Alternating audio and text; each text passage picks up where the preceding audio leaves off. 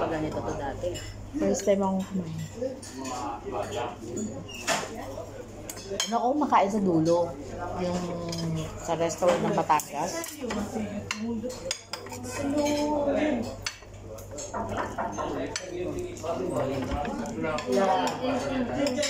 Sarap din yung halo-halo eh.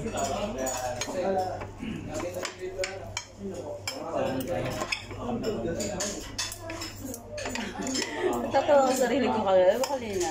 Inubos ko yung isang perasong hiwang sinigang. Ninyo? Oo. Tapos may konting kanin pa kumain ako. Busog ako. Sinigang na ano? Sinigang na baka natin Ah.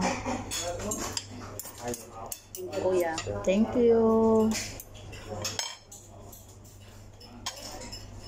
Wala na yung song. Pagkatapos ko kumain,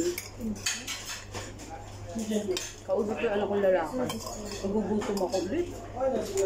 Mabilis ka magutom ngayon na. Hindi kasi yan ang scobic at saka yung